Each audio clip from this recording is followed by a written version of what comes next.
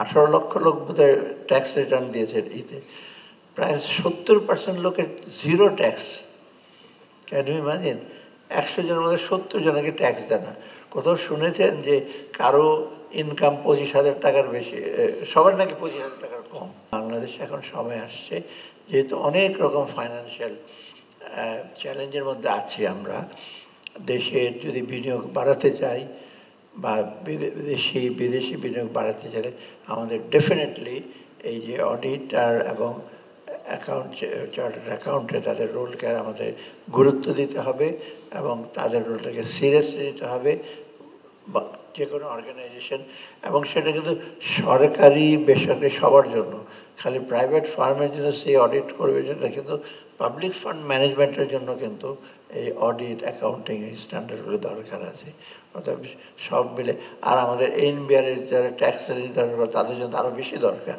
যদি এগুলো রিপোর্টগুলো ঠিক না থাকে, এনবিআর নিজে গিয়ে তার ফাইন্যান্সিয়াল অ্যাকাউন্টস চেক করতে পারবে না, যেটি দেবেন সেটি। যেমন আই ওয়াজ সারপ্রাইজ, এইবার 18 লক্ষ লোক বোধহয় ট্যাক্স রিটার্ন দিয়েছে ইতে, প্রায় 70% লোকের zero tax. Can you imagine? 100 জনের মধ্যে 70 জনকে ট্যাক্স দেয় না। কোথাও শুনেছেন যে কারো ইনকাম 25,000 টাকার বেশি? সবার নাকি 25,000 টাকার কম। এটা রিক্সাওয়ালা তো 25,000 টাকার বেশি আয় করে, রিক্সাওয়ালাকে আমি ট্যাক্সেবল হিসেবে ধরছি না। অর্থাৎ এইরকম যদি হিসাব দেয় এবং ব্যবসায়ীরা যদি কোটি কোটি টাকার বলতে যদি বলে আমার এত লক্ষ টাকা মাত্র বিক্রি হয়েছে, সে তো ঠিক না। অতএব এই হিসাবগুলো ঠিকভাবে দেয়, এটার একটা দায়িত্ব কিন্তু যারা অ্যাকাউন্টেন্ট এদের ফার্মের, এটা আর সেই সংস্থারও দরকার আছে। যাই হোক, I am thankful to FRC. FRC chairman একটা খুব ডিটেইল রিপোর্ট দিয়েছে। It's very rich document. এটার মধ্যে অনেকগুলো যেগুলো আছে বিটুইন দ্য লাইন্স বা এমনি কতগুলো জিনিস আছে সেগুলো সবার জন্য প্রযোজ্য। এটা শুধু অ্যাকাউন্টেন্ট এবং অডিটরদের জন্য না, যারা কোম্পানি চালাচ্ছে, ম্যানেজার, সিইও, সিএফও, তাদের জন্য দরকার, বা ডিসিশন মেকারদের জন্য দরকার। কারণ কতগুলো এলিমেন্টস আছে সেগুলো কিন্তু রেলিভেন্ট সবার জন্যই, যে আমাকে যে অ্যাকাউন্টেন্ট হতে হবে বা আমি হিসাব দিতে হবে তার জন্য না। অর্থাৎ I think that particular paper is very important.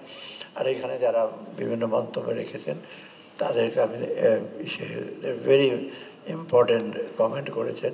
আর আপনারা যারা মেনলি যারা চার্টার্ড অ্যাকাউন্টেন্টস বা অডিটার্স আছেন, তাদেরকে আমার অনুরোধ, আপনারা একটু চোখ কান খোলা রেখে খালি অঙ্ক 2 2 4 দেখে ফেলাম স্যাটিসফাই।